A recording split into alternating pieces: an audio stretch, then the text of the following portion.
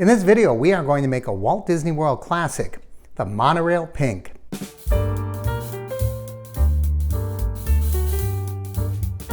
Welcome to Thirsty Thursday. I'm Mark, and this is the Average Meat Channel. And in today's video, we are going to make a classic of classics. When I say classic, I mean this drink goes back to the very beginning of Walt Disney World.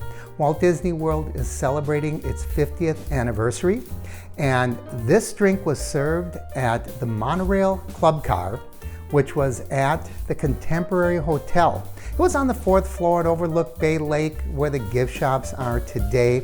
And I have some kind of special things. Normally, I would not serve a drink like this in a glass mug. Actually, if we didn't have the handle, this wouldn't look like a bad glass to serve a cocktail in. The only reason I'm doing it, this glass is a classic. It is a original vintage contemporary hotel glass. Otherwise, we might serve this cocktail in a tall Tom Collins glass, for example. So what's a Monorail Pink? Well, in the 1970s, maybe into the 1980s, the Monorail Club Car was a bar on the 4th floor of the Contemporary Hotel that overlooked Bay Lake. And they sold 4 cocktails that were named after the Walt Disney World monorails. The monorails had colored stripes on the side, and of course you're not going to make a monorail black, because who's going to drink a black cocktail?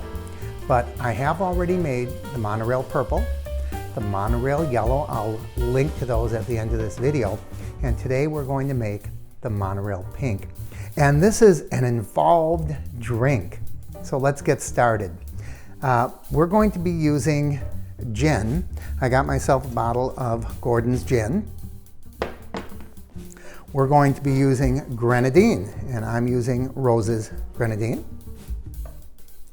We're going to be using lemon drop cocktail mix. This is Stirring's brand, very popular mix. We're going to be using pineapple juice, just a little bit. We're not going to need this whole jug, but pineapple juice. We're going to be using orange juice. So we're going to squeeze a fresh Florida orange right off my tree. No, I'm kidding you. I don't have an orange tree, and this orange is probably from California. And finally, we're going to use heavy cream. We're also going to use crushed ice. Now, I don't have an ice crusher, and for one drink, I'm not going to go out and buy an ice crusher. I put that in a bag, and I smashed it with a meat tenderizer. I think it's still going to work. And this is a drink that we're also going to be putting in the blender. So there's a whole lot of stuff here. So let's get started. I'm going to mix it right here in the blender. So we're going to start with the gin, and we are going to use 1 1/4 ounces.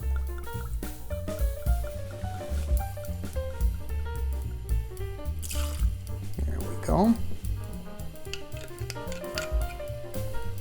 Then we're going to go to the pineapple juice. And this stuff really settles. I guess you could squeeze a real pineapple. I don't know how they make pineapple juice. You don't squeeze a pineapple.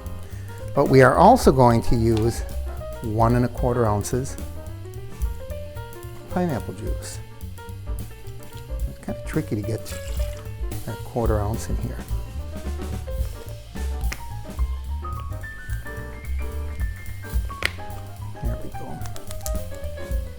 Then we're going to use 1 ounce of grenadine.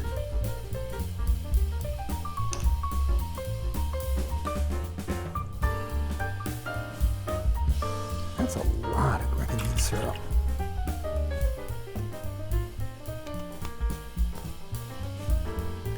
Then we'll use a 1/2 ounce of lemon bar mix.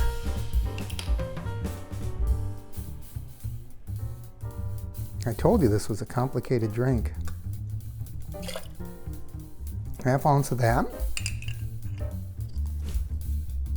Then we're going to use 1 1/4 ounces of orange juice.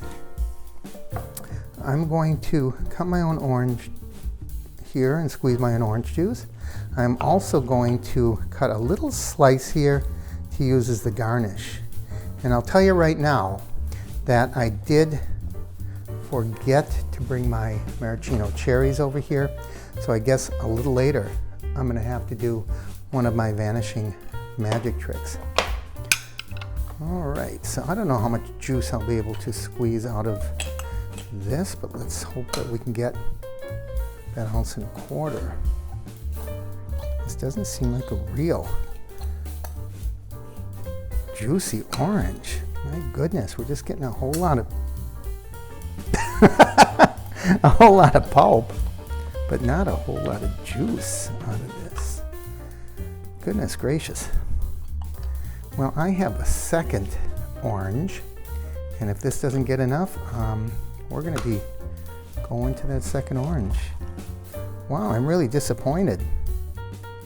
Actually, it looks like we're going to be able to do it.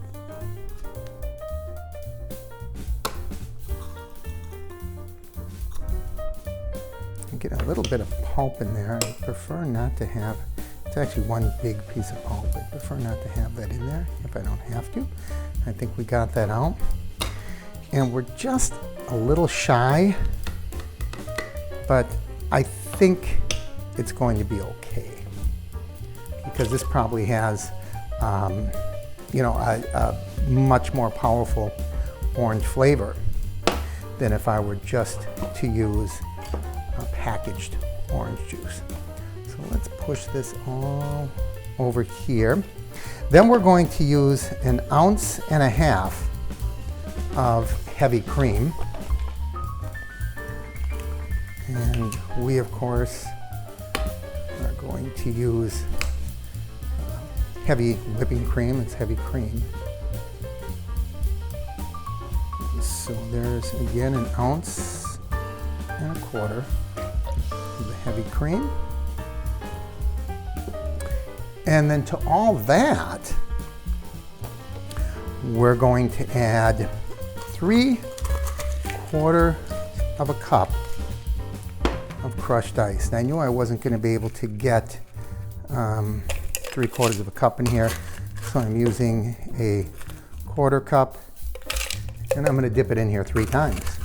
My math tells me that will be 3/4 cup. Boy, this is a messy cocktail to make. All right, and then we're going to get our mixer over here. You see, you only mix that for about 2 seconds. I think the reason being that you don't want to just blend the ice completely out of it. Okay, 1, 2, and we still have the ice in there. And let's see how that looks. And that is a icy, frothy, creamy cocktail served in a classic contemporary glass. So I'm going to get a picture of this, get my cherry garnish, and we'll be right back. All right, we got our pictures, and we're now going to get our garnish ready. By the way, I have a swizzle stick here, and this swizzle stick is also from the contemporary, probably circa 1970s, early 80s. It doesn't really fit this drink, but I just thought I'd bring it out to show you. That's always cool when you have this vintage stuff, but you gotta be careful because you certainly don't want to ruin it just because you think you're going to, you know, have a little fun making a video, right?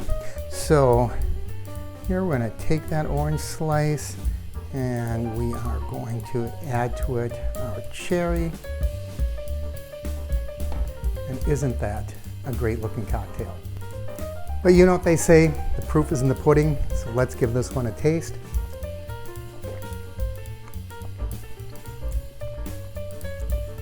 My, that is a good drink. Wow. It's kind of reminiscent of a creamsicle. I know that sounds kind of silly. When you think about it, it has a lot of citrus in it. It has orange, it has lemon, it's got grenadine for sweetness. It has pineapple juice, so it's got a lot of juices in it. And it's creamy because of the heavy cream, just a little bit of gin. And I am not tasting much of that gin at all. This is certainly an after dinner cocktail, and at the risk of sounding sexist, I really think this would be more of a ladies' drink, but nevertheless, it's a classic cocktail of Walt Disney World. And if you like that sweet, creamy taste, this might be for you. And I just love it because it's a classic. So if you would like to see my other two Monorail cocktails, check out this video over here for the Monorail Purple and this one over here for Monorail Yellow. Thanks for joining me. I hope I see you back here next time on Thirsty Thursday. I'm Mark, and this is the Average Meat Channel.